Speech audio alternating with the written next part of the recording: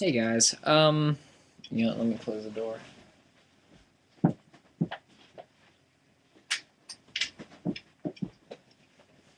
Just so Miss Padres don't fucking yell up. Who are you talking to up there? Crazy kid. Ugh. I just think it's gonna explode in my face. Like you saw in my last video. I'm talking about Scott Pilgrim. Um, yeah, anyway.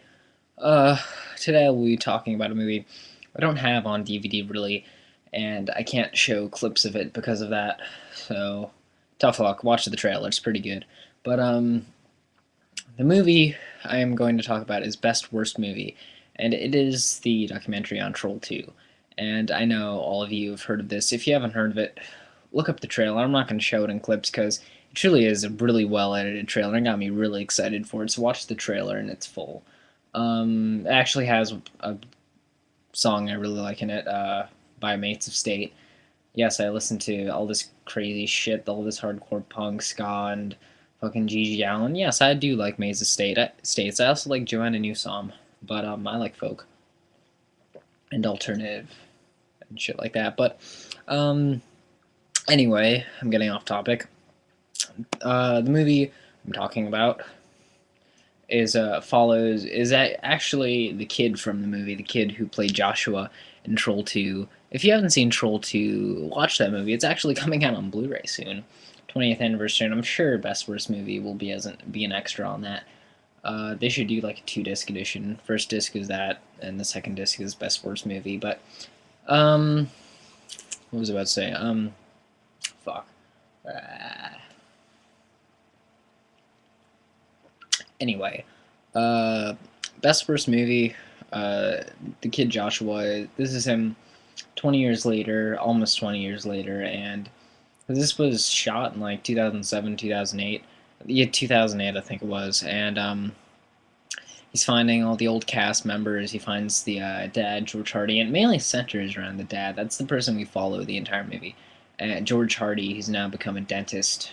Well, he already was a dentist. He's been a dentist, and he was in that one movie. And really, Claudio Fragasso just uh, hired a bunch of actors who lived in Utah at the time. And it's a pretty funny like the quote that quotes in the documentary said.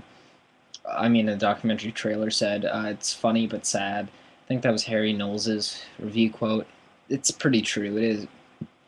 It is very very funny in parts. The chemistry between the characters, between the actors, George Hardy and George Hardy and the kid who played the guy. He's not a kid anymore, but the guy who played Joshua. They seem like old friends. Like when they're talking, it feels so natural, and they just get along so well. Things that are very sad is where a lot of the people have gone.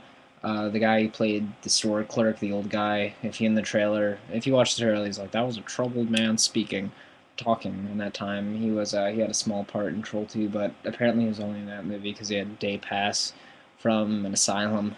Kind of sad. And they go back and they interview the grandfather who's still alive, and they talk to a lot of people. The kind of the most depressing one out of all of them, kind of sad one, is the one person who played the mom.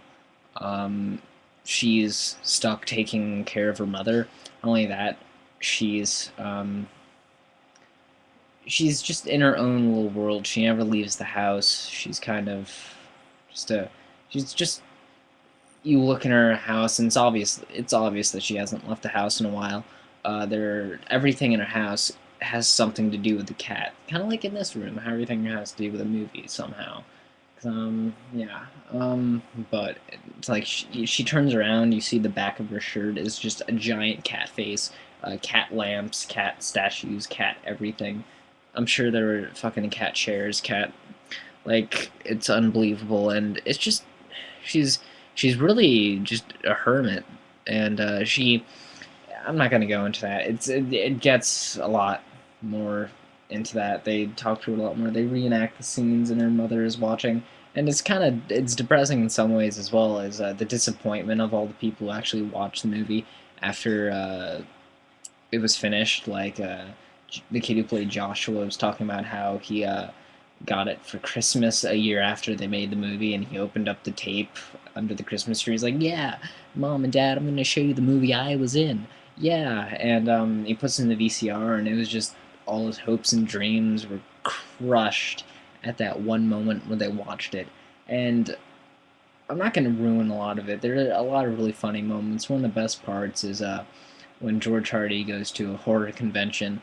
It's really funny, his reaction to everything. But if there was one complaint about the movie, I would say it was way too short and it ended a bit too abruptly. But the ending, the way they do end the movie, it is abrupt, but it's a perfect ending. The way when it cuts to black, cuts from the last scene to black is great.